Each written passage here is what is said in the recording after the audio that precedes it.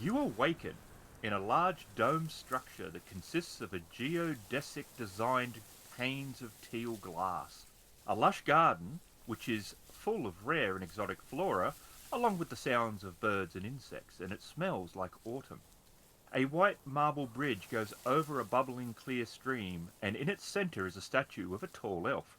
The area feels untouched by time, and from little you can see of the outside world, you can be sure that you have returned to the city of Fano. You Okay. are in a geodesic designed panes which is surrounding you, but you can see that you are in a druidic circle, and it is grass. Does it look well kept? Yes, Yappy's gonna look around and see if anyone else is in this dome, there is not. but it doesn't look abandoned. It does not. Maybe there's some kind of a time effect going on too, similar to what was going on at the other place, right? I have no idea where we are. Does anyone else? I don't recognize it. Vi's getting to her feet and checking to make sure she has all her stuff. Where are we? Well, we're not where we were. Well, I should think that is clear, yes. Is there a path away from this circle? Well, that path there towards the bridge seems to be the only way out. Does anybody recognize that statue? I mean, it's an elf, but nope. It is unusual in the sense that you've not seen any statues of elves in Fano. Yappy wants to head over there and see if there happens to be a plaque or something at the bottom of the statue. As you start moving over there, the glass above suddenly shatters and shards start to rain down into the room. An explosion of blue mist fills the area, and as it slowly fades, you can see that there is a crow the size of a horse. Its eyes are red and tattered. A figure in a long, very tattered hood and robe is walking around from behind it. Their faces decayed and deformed. Their eyes glow the same shade as the mist, and you can see that there is writing on the skin. A medallion that is hanging between their breasts, although it looks male, has the same symbol as that from the manor in the dim light forest. He looks at you. He has no pupils, just the glowing blue. Do not know you, but you have the stench of that organization around you. You've been to the manor. You've used its portal. We were done with you. Initiative. Rude. Oh dear God. Well, Dara is staggering backwards in shock. It's not a skeleton, Dyra. No. Oh dear God, it's him. All right. He's first. He turns towards Dyra, and the light that is casting upon his features shows how much of his visage has been deformed and changed over time.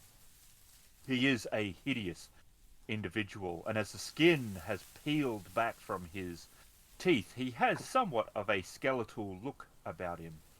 He is going to do hideous visage at Dyra. Does 12 hit? Cool. Okay. So you're fine. So Dara staggers backwards towards violence, seeking shelter and safety. Norland steps forward, makes a motion with his hands, utters some arcane words, points his finger towards him, and a bolt of fire shoots from his hand, hurtling towards the bad guy.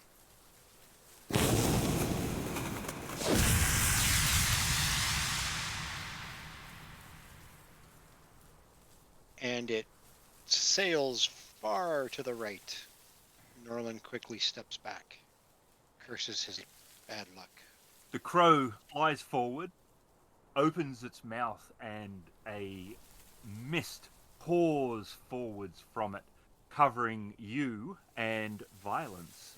I need a dex saving throw if you are going to try to avoid it. Or a constitution I will also allow if you're going to try to use your strength fortitude to try to combat it. Okay, well, Dyer is still backing away, and as the crow's flying towards him, he's trying to, I guess, clamber between and underneath Violence's legs. Knowing she's not going to be able to dodge it, Vi just takes a breath before the mist reaches her and hopes to tough it out. And Dyer drops his daggers and clambers on his hands and knees underneath Violence's legs and crawls up behind her. Not wanting to find out what that mist does, she does step forward, careful not to step on the feet disappearing between her, swings her maul up and over, hoping to bring it down on top of this crow. It is pony size, so that makes it a little bit tougher than one would think. Cracking it upside the head and thrusting the, hopefully, beak away from them for the next breath of whatever it does. Noticing that Violence is now not towering over him any longer, he realizes he's sort of in a vulnerable position, so he turns back around, looks at his daggers and short sword laying on the ground near him, and Violence engaging this big horse-sized crow. He races forward, picks up his jagged dagger, and jumps or attempts to leap on the back of the crow, dabbing blindly. My God. Dyer bends over to pick up his jagged dagger and runs fair into the back of Violence and almost knocks himself out as he's on his bottom, sitting behind Violence. Hey, careful! As Violence feels a little thud into the back of her. Seeing that the very large crow is causing some trouble for some of the other people trying to fight it, going to focus her attention on the crow. Yaffe is going to throw up a hand and, as she has done before, just send out a red bolt of energy at this crow.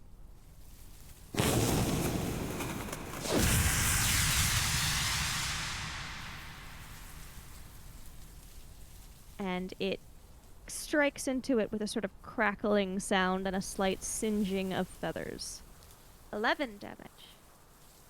Dorvar would like to attack the crow with his hammer.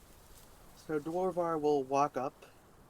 If you can't decapitate the thing, you take out its support, and he will slam his warhammer in like the leg of it. And there's a loud crack. The figure raises his hand. 4 bolts of energy leap from his fingers.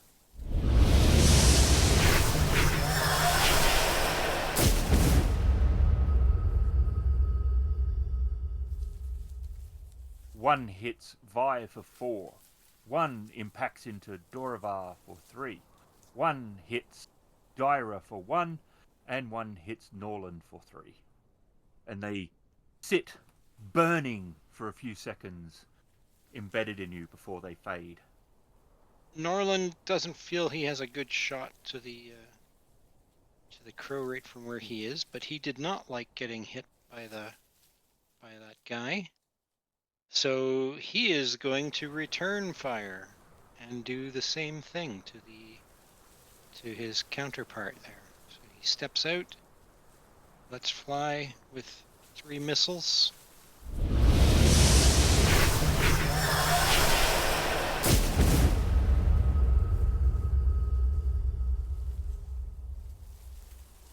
To hit him for 10 points of damage. And then Norland ducks back. Actually, he's going to move a bit further back. Okay, the crow, with its very injured leg, is going to fly up. There is 2 attack opportunities if you want to do it. One from Vi, one from Dorva. As it takes to the air, Vi swings her maul around in a circle around her head, hoping to hit the other leg just as it passes up. Dwarvar will try to hook his warhammer on the leg he hit before, and there is even more cracking as it does. It weaves and twists badly from these very, very heavy hits. It appears to be almost, if not mortally wounded. It does a dive bomb sort of attack, but with such a wound, it is not as agile as it might normally have been, and it crashes into the pair of you. And if 11 does not hit either of you, It does not. As it dives at Vi, she will raise her maul up, holding the shaft in both hands, and just sort of guide it over and away from her to crash in the ground behind her. And from how it sounds, Dwarvar didn't have to do anything. Well, that made my choice a lot easier. And she'll stride forward towards the robed figure.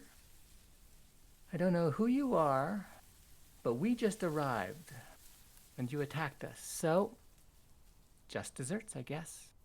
She's swinging her maul as she charges forward towards him, swinging once up from the left side, and now she will also take the momentum of that maul as it bounces off his left shoulder, and she pivots and swings it up and around, coming from the other side as she action surges. She stands there grinning at him.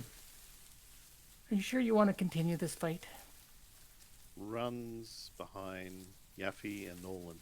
Is probably going to stay where she is and try and hit the stranger from there. Yaffe doesn't really wish to get any closer to their strange attacker, so she's trying to do the best she can to aim around Dorvar and Vi, but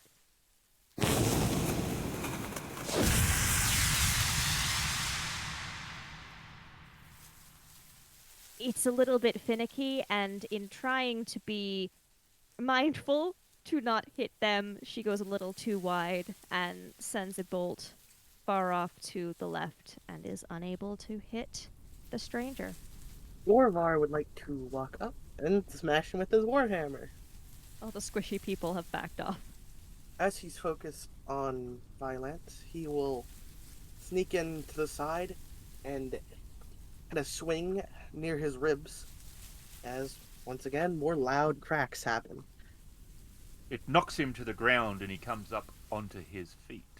And with it, he unleashes a scream that is unnatural.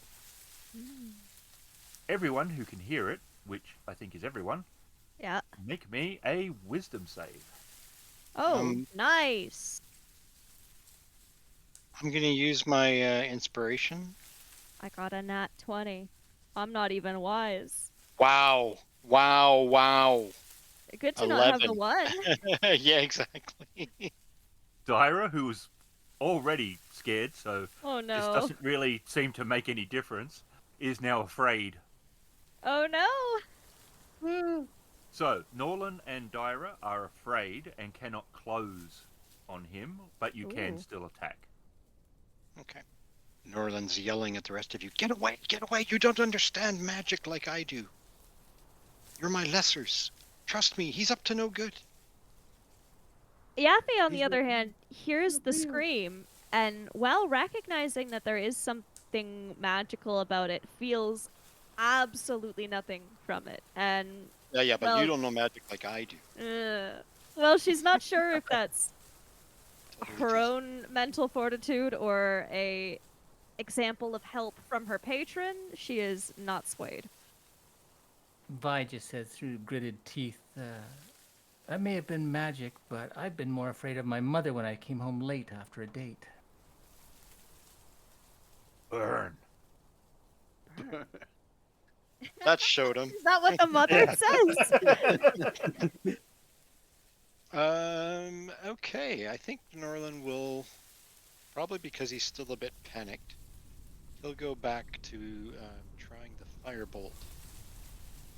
And I'm again realizing how poorly I've been rolling for this entire game. Yes, you've not been exactly lucky. I'm sorry. Just showing how better he is than his peers. That is a hit. Oh, there we go.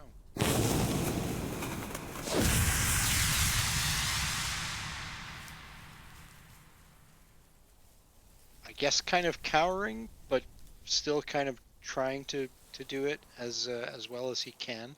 If there's anything he can try to use as cover, he's kind of looking for that. You can hear Yaffe and Dyra can hear the panic in his voice as he says with a little less enthusiasm than normal. He says the magic words for his spell, and a bolt of fire leaps from his finger and explodes on the bad guy. Who screams in rage as its vi's turn. Noting the burst of flame just coming from behind her shoulder, she steps around to the other side of the baddie, hoping to draw his attention away from the others, so he'll either have to focus on her or them. She opens up with an attack, this time swinging her mace up towards one of the hip, hoping to knock him back a bit. Is a hit. Cracking it solidly into his hip. He doesn't move as much as she had hoped. He's rather solidly built, apparently. The abuse he is taking should have dropped a normal human by now. He's not resisting, but he's certainly stronger than expected. Dyra, in a panic, spins around and lobs his dagger over Yaffe's head. Stop the scream! As he launches the dagger. 21. 7 damage. Is going to move a little bit closer. She realized that this enemy was trying to scare them and wasn't particularly afraid of it. She's not moving right up to it, but still a little bit of like, you want us to run, I will do the opposite because. So there. Reasons. And because reasons. Because I will not do what you wish. 15 is a hit. Okay. Seeing as how she was able to move closer and get a better angle for casting a spell at this entity without hitting either of her party members, she will not hold back in firing a bolt right at it, and that will be 11 damage.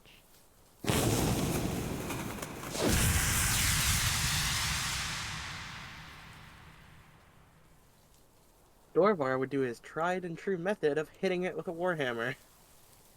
As he starts swinging his warhammer almost in a whirlwind, he just misses. He's just too far. Perhaps he thought he was closer, or he backed up. All right, he does two things. He lets loose with a string of horrific sounding words. It's a language you don't understand. As his command ends, you hear this strange cracking like ice, and through the ground, 3 shadows crawl, and they look very nasty. Spin around, and he will, with these vicious, sharp points at the end. They look metal on his fingers. He is trying to embed his claws into Vi. And he strikes hard against the armor and almost finds a gap, but is unable to. Norland will shift his. I guess he still has line of sight. Okay, but he's gonna try to do a firebolt at the elemental that's nearest to him. So 23 to hit for 5 fire damage.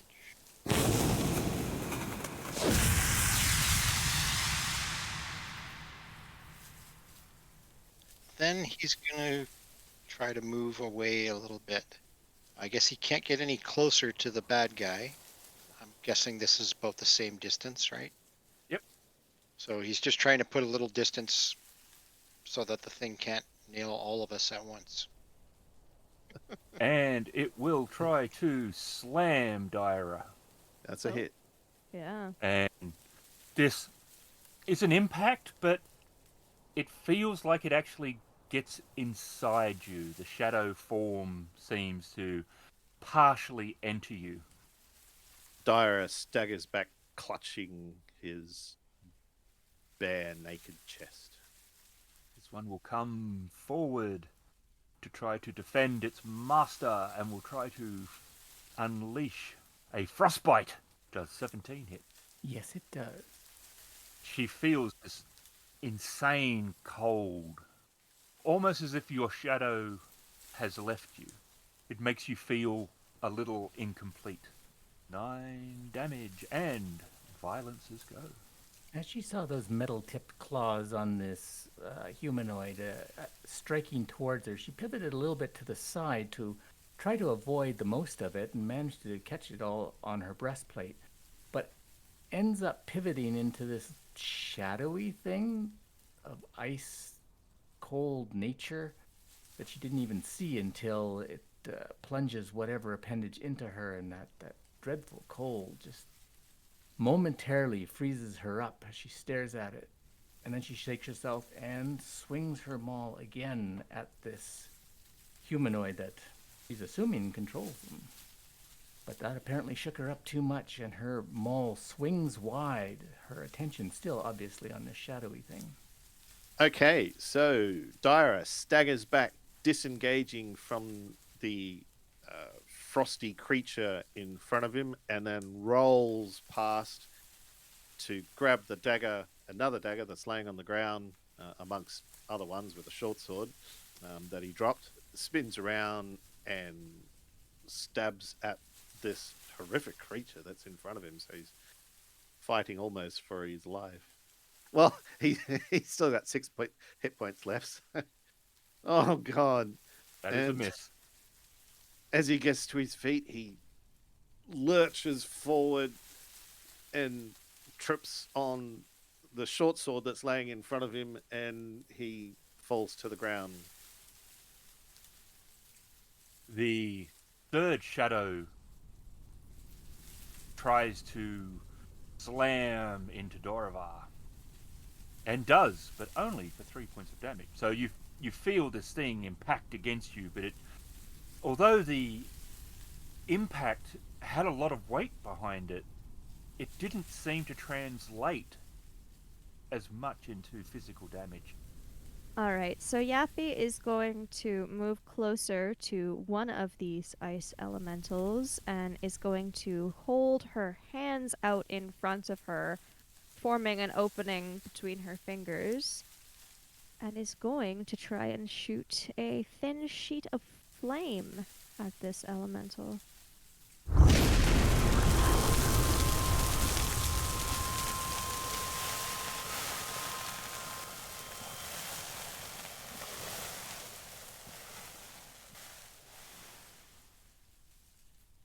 All right, so it will take 6 points of fire damage, as I didn't roll particularly well.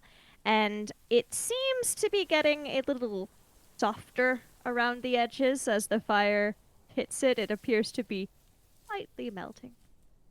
Dorvar will do his tried and true. Okay. That is a hit. Not liking his minions hitting him, he will go after the big guy. And with a loud crack in one of his arms, he will hit him with the warhammer. As deformed and hideous as he is, it is clear, though, that even he has limits and is possibly nearing those limits. He will try to stick his claws again into Vi, who he's seeing as the greater threat, even though Dorivar has smashed him around as well. She felt the brush of those claws as they almost removed her face from her skull. But he was unable to land the blow.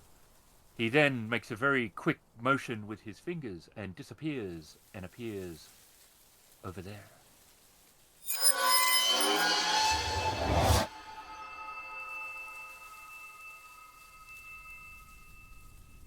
She's not looking well. Norlin points both fingers at this guy this time, hoping that he can finish him off. Although he's still very frightened of what this guy can do. He's kind of realizing that he is the bigger problem. If we take care of him, probably those minions will disappear. So he casts Magic Missile. 12 points of magical force damage.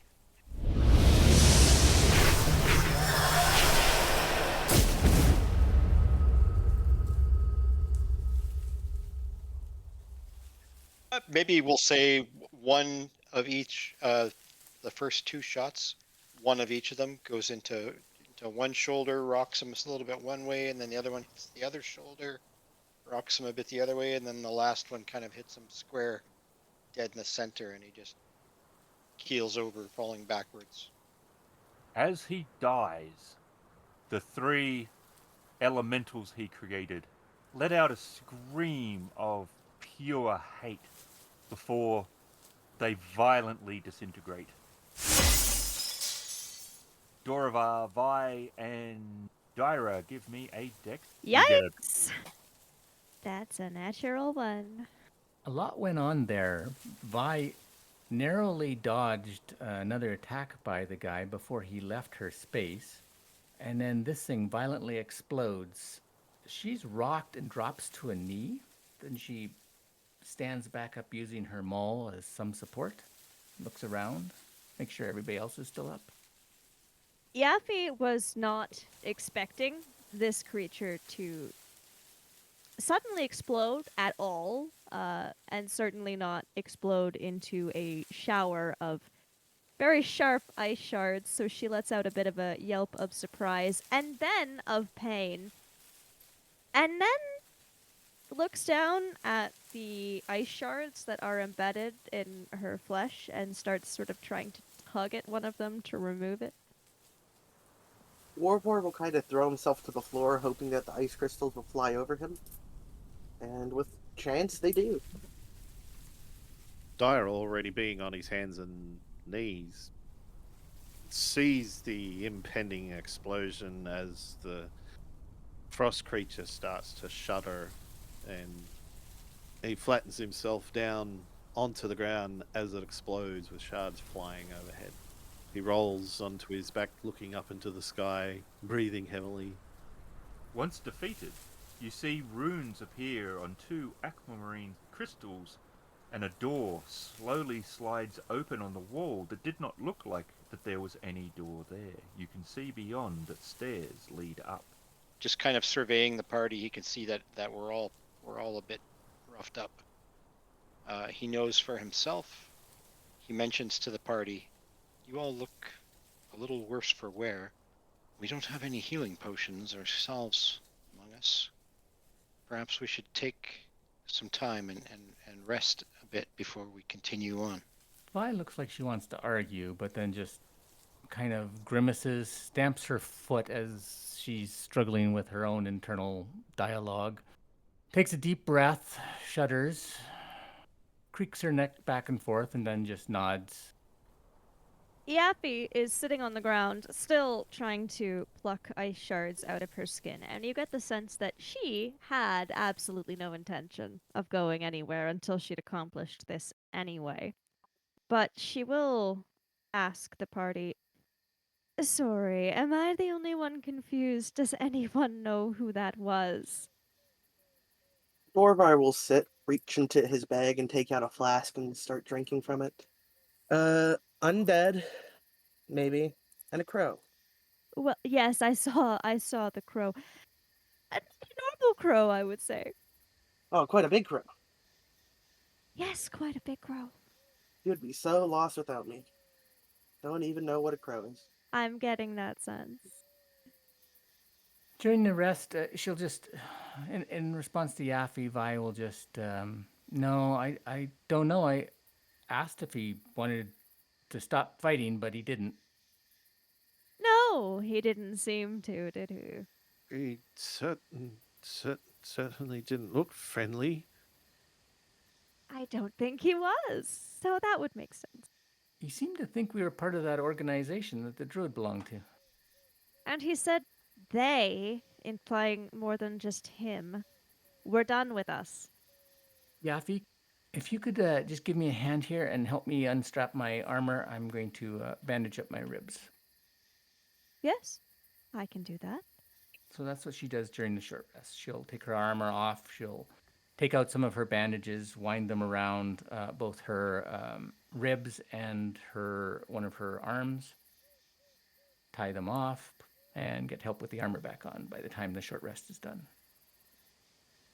Dyer gets to his knees and grabs Violence's cloak that she lent him before, and he's wrapped himself up in that, and he's just trying to sit in the sun to get warm.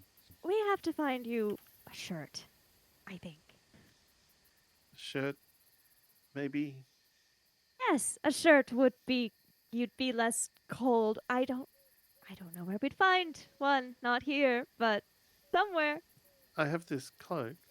What'd you do with the shirt stuff that I lent you at the stream when you had your wash? Did you leave it on the You banks? left me shirt stuff. Did you leave a shirt on the banks and just leave with a cloak, or what did you do? I pictured myself shirtless for the rest of the adventure. Yep, So I there you guess you go. didn't take the shirt.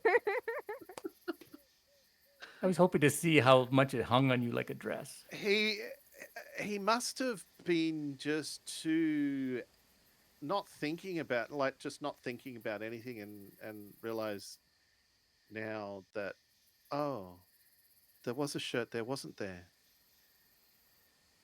But it's too late now. It's silly me.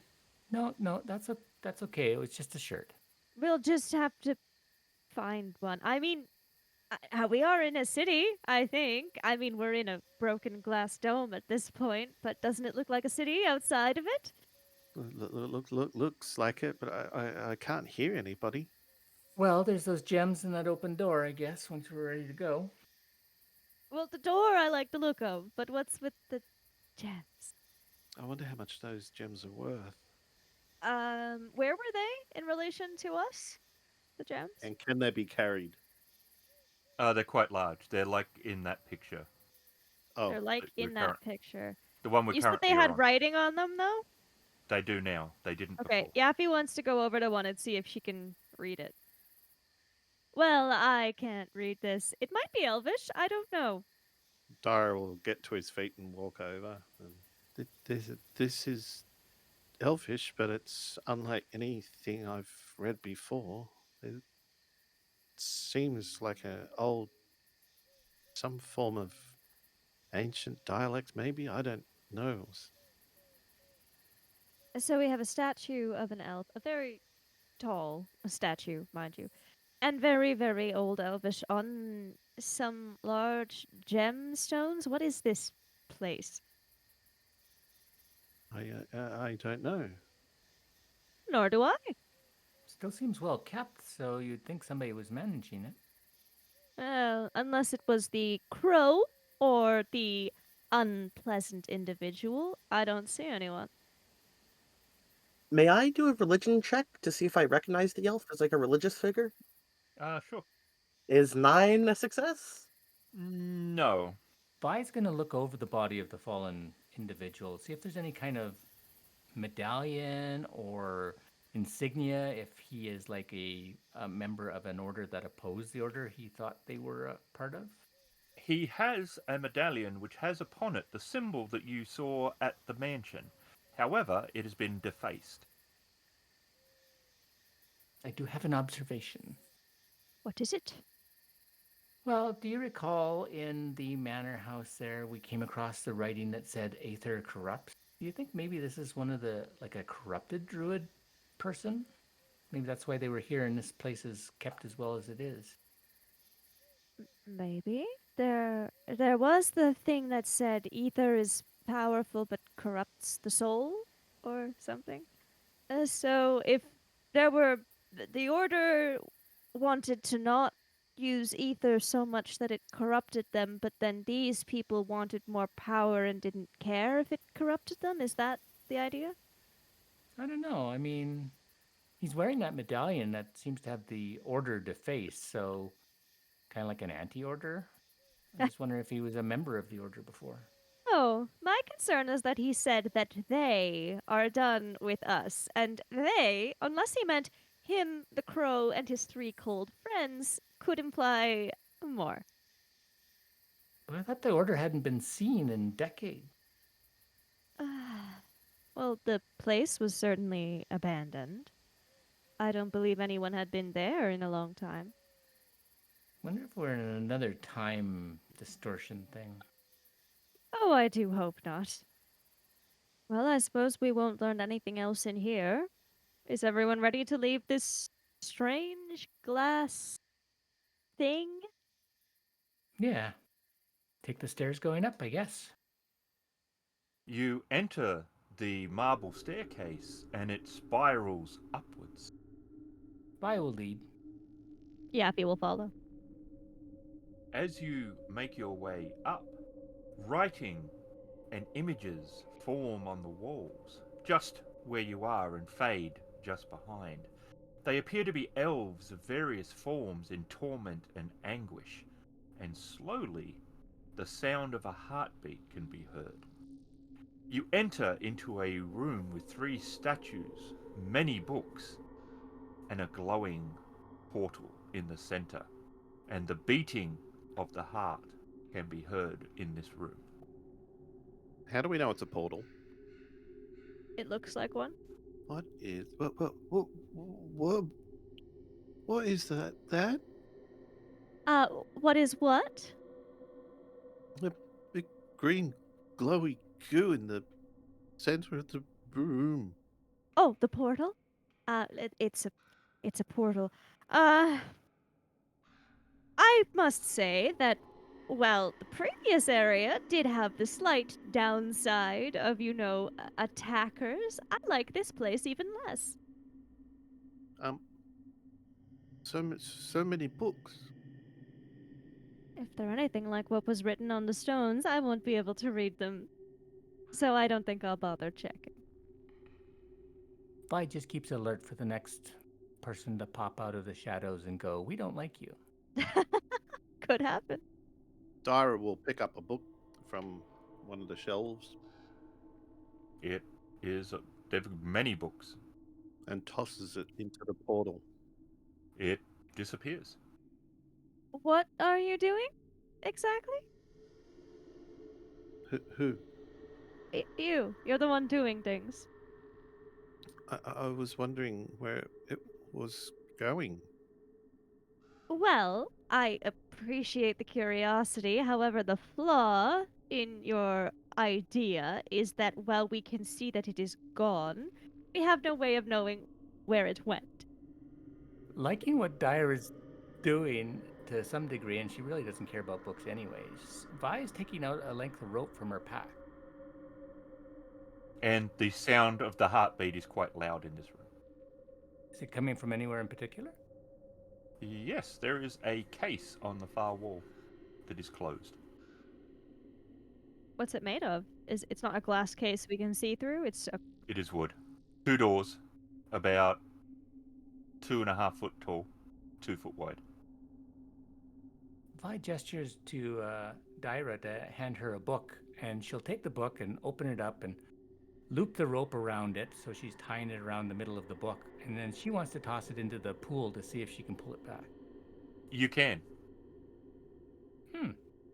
Well, if we go in, it may be able to get back if it's somewhere we don't like.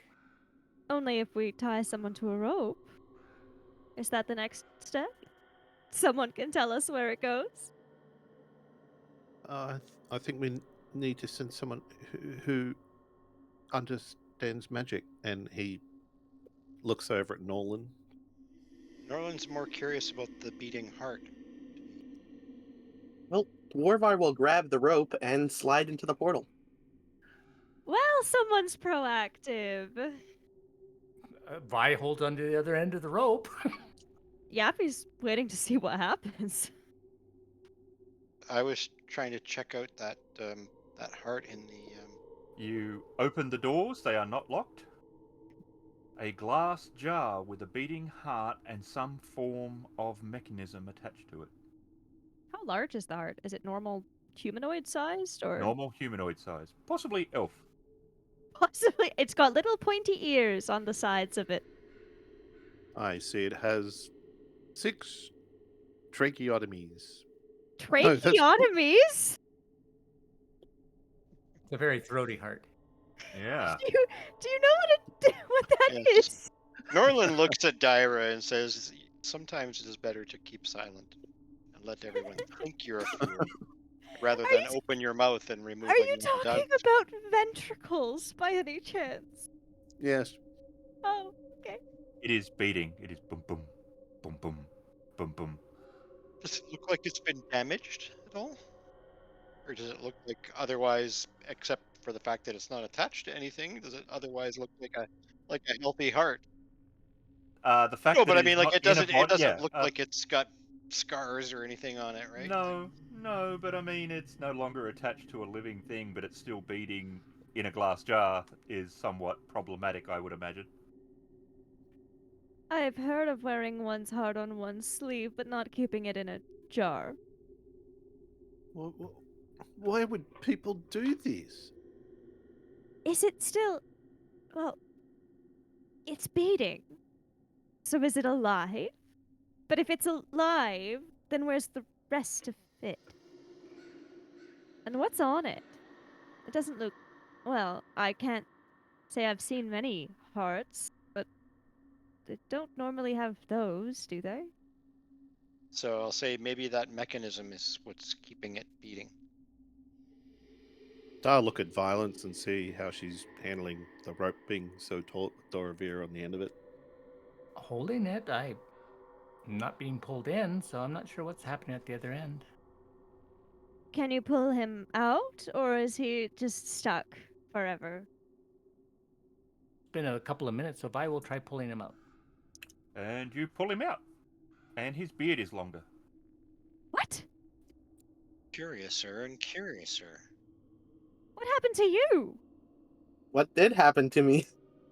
You were in a form of limbo, a nice blue, cold area that had no top and no bottom and no sides. You've looked like you've aged months. So the question is, are we stuck in a time thing, or was he stuck in a time thing? But also, if you didn't go anywhere, does that mean if we go through, we just won't go anywhere? Or is it because you were attached to a rope that you couldn't fully go somewhere? This was not a very helpful experiment. At least we know not to jump into the portal. But is there any other way out? Well, what does the portal serve? It's a great garbage disposal. What do you mean, what does it serve? What purpose does it serve? Presumably to move people or things from one place to another. If it goes nowhere, But we don't know if it goes nowhere. Or if because Dorivar was attached to a rope, he simply wasn't able to fully go wherever it goes. Is that how magic works? I don't know. Ask Norland. Perhaps the place isn't so much a function of where as much as it is a function of when. But if there's no other exit, Well, let's ask Dorivar. Dorivar, did you see any other exit? It was an abyss, but not like an abyssal black, like more midnight blue. And you saw no doorways or other portals or anything? There was no top, no bottom, no walls, nothing. Just an oddly calm color. what purpose would a portal to nothingness serve? Did you see a book? I don't recall one. Well, then I don't think things thrown in there just stay there. Do you think there's anything in these books that says anything about this place? There are a lot of books. Well, I would venture a guess that we probably have a lot of time on our hands. Do these statues seem to have anything particular in common? Do they look like anything that we saw at the manor? Are they No. representative of like justice? One is a sword, one is a book, and one is something else. could be a gold coin. The beating of that heart is very. If we had any inkling as to whether it would produce something good or evil, we might be willing to try to put the heart in the jar into the portal. And perhaps that would come out a full person or something. There's no way we can know the age of the heart in the jar. Having no particular attachment to the heart in the jar, I certainly don't mind throwing it into a portal, if that's what we feel like doing. There's literally just bookshelves, this case, and that portal. Perhaps one, because Dorvar's already been in the portal, we send him in with the heart. But then he might just get older. You said his beard was longer. Did he look like he had aged? Not drastically so. How long did it seem to you? I cannot say. It was just an abyss. It felt like endless and nothing. Well, that's cheerful. I don't know what's going to happen, but that's how we find answers. That's the path to knowledge. I thought you said the path to knowledge was books, and I point around to all the books. It is, but you have to fill books with information. How do you get information? Through trial and error. That's how you learn. See, I knew reading was useless. Toss it in, I don't care. Yeah, go for it. Orlin will grab the jar. The moment Norland touches it, the sound of the heart speeds up. With surprising speed, the same blue that is the portal leaps from the swirl on the heart and goes through Norland, and one by one it goes into each of you. The person closest to the portal is Dorvar, I would assume. Yeah. Who just came out of it? Yeah. Might be Vi too. She's there rolling up her rope.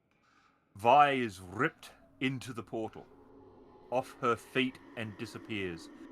The strand that connects her to the next person is not broken, and they are pulled in, as is each and every one, before finally Norland is ripped from the heart onto his back and dragged as if the tendrils were a rope into the portal.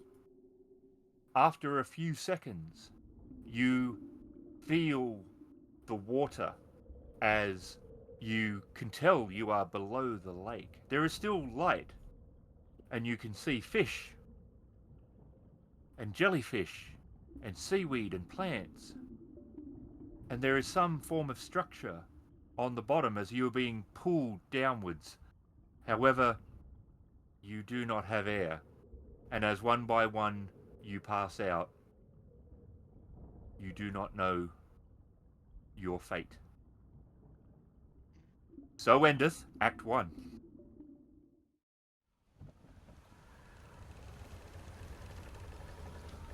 In the place where the windows fall over the floorboards, in the house of azure trails blood to the lake.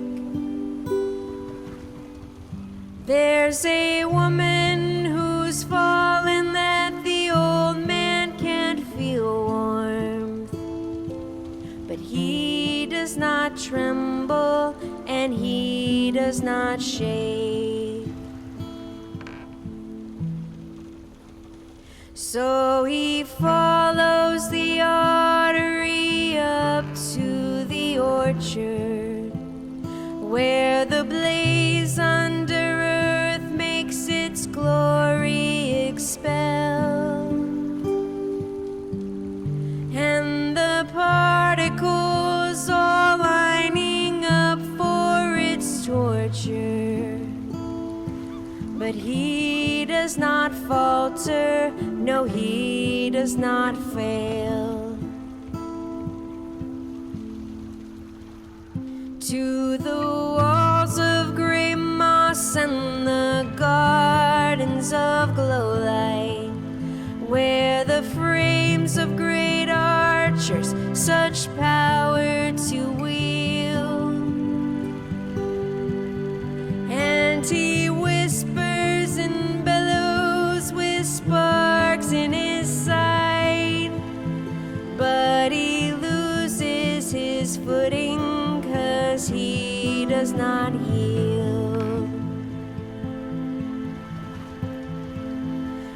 so into the caves they made blue into blurry, and the seasons they slowed like the depths of the lake, and the ones that all love him they started to worry, but he does not tremble, he does not shake. No, he does not tremble, and he does not shake.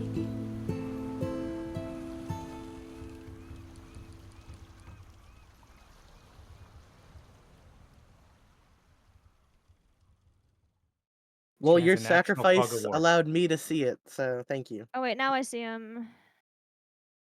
Yep. So it's not only harassing you; it's now harassing everybody else. Possible. Oh, Oh. a scream, not cream. What? Yes, he hands I- cream out with your He coffee. has Coffee. Well, they- unnatural cream? What would that even mean? I heard that too. Oh, what's But I I heard assumed that was wrong. the Burn. mother just stepped into the. No? I don't Boo. think I You tell will. him, sweetie. Thanks. And then she walks over and licks her finger and starts rubbing some dirt off Vi's cheek. Oh, Mom, I'm trying to kill the bad guy. Stop Fucking bad. embarrassing Mom! me. It's my turn to kill the bad guy. I'll come in as soon as I'm done. Exactly. Have fun Only Don't stalking tell me 10 your the mum's minutes phone after my number. curfew, Mom. Everyone's killing the bad guy. Just one more. guy. Comes in dragging her maul behind her. Told you it wouldn't even be that long. Come on. You never let me do anything. Get no fun. D&D how it's meant to be played.